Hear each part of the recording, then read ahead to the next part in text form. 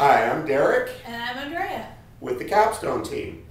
Today we wanted to talk about the decision to do or perform a short sale. Yeah. Right? And we wanted to give a little bit more emphasis here because it is a big decision. It is. And a lot of people will come to this decision relatively late in the process. Yeah. Which makes their situation more difficult. Yeah, that's probably. So what we're finding is that if you're in financial hardship, you need to make some decisions pretty quickly in the game so that it allows you to limit your exposure to your credit and stop your credit from being hit, again and again every month when you miss your payments, and then also to give you options, and that's the key, is to give you options of what you can do.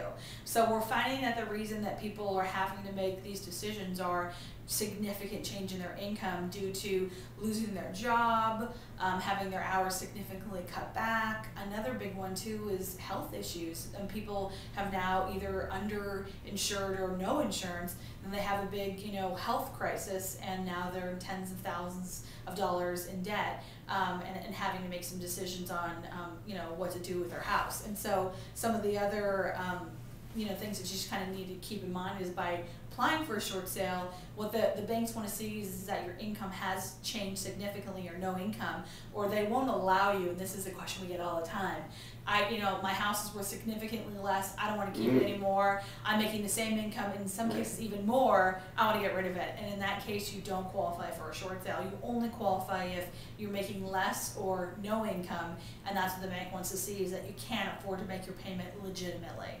Right. So what else is there to kind of think about So, with a short sale? unfortunately, this is one of those situations where we have to look at everybody's unique situation. Correct. Right? And so we're going to have a lot of questions for you as we help you work toward doing the short sale.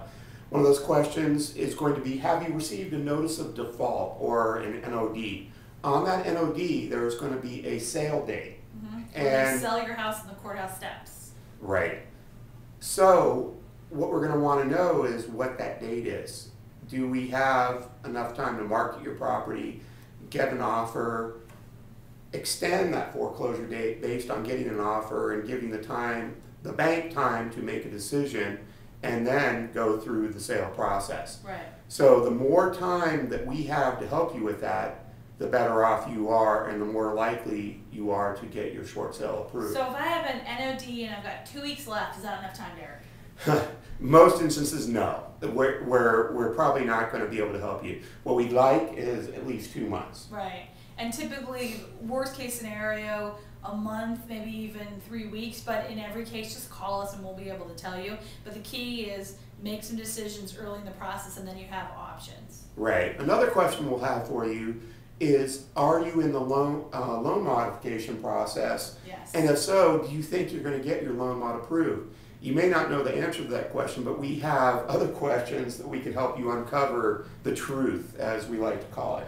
And really, if you're in the loan modification process, you've seen our previous videos, you know that only 30% are getting approved for those right now. Have you been in it for months without results? You're probably not going to get approved, okay? So again, we have a lot of questions for you. We can help you through the decision. We recognize this is a very personal decision. It is very emotional by the time people get to the point where they want to make this decision. But we feel that it's best to get help early on in the process rather than later on. So, and the key is the reason you brought up the loan modification is you can't actually do a loan mod and a short sale at the same time. Right. Some people are under that mistaken understanding that, hey, I'll just do both of them and whichever one works out, I'll go with that. And of course it doesn't work like that. You're either doing one or you're doing the other. And that's the reason we always ask, if you're doing one, where are you at? So, didn't mean to interrupt you. No problem. What we want people to do now is just to call us so that we can help them. We can ask the questions, we can help them with the paperwork, and we can decide if this is an option right for people. Okay? And the way they get in touch with us is to call us at 510-432-0617. Once again, that's 510-432-0617. If you'd like to get more information or view more videos, you're welcome to go to our website, which is capstoneteam.com. However, the best way is just to give us a call and we can get started from there. Sounds good. Thanks again and have a great day. Bye-bye. Take care.